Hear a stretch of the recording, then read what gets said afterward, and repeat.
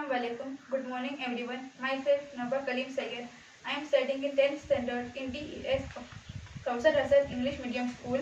I am participating in the science exhibition organized by PS Bani International School. My model is climate change adaptation.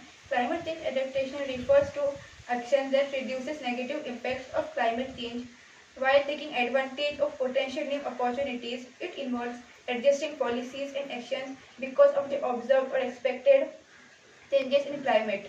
The Earth's climate is changing. Some of this change is due to natural variations that have been taking place for millions of years, but increasingly human activities that releases heat trapping gases into the atmosphere are warming the planet by contributing to the greenhouse effect. The Intergovernmental Panel on Climate Change concludes that the best estimate for global average surface air warming over the current century ranges from 1.8 degrees Celsius to 4.0 degrees Celsius. In bracket IPCC 2007 bracket close, this rate of temperature change is without precedent in at least the last 10,000 years. Consequently, historical climate no longer provide an accurate gauge for future climate conditions. What is climate change adaptation? Even after introducing significant measures that reduces greenhouse gas GHG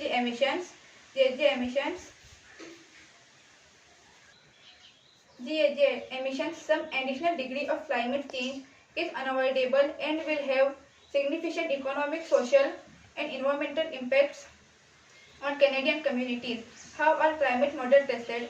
Once a climate model is set up, it can be tested via a process known as hint casting. The process runs the model from the present time backwards into the past.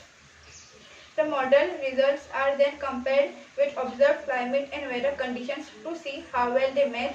This testing allows scientists to check the accuracy of the model and, if needed, revise its equations.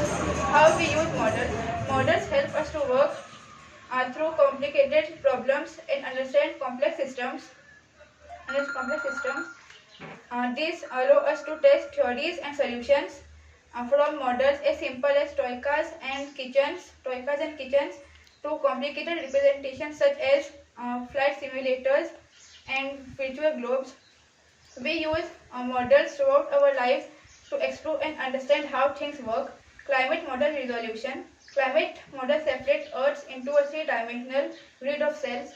The result of process model in each cell are passed to neighboring cells to model the exchange of matter and energy over time. Grid cell size defines the resolution of the model.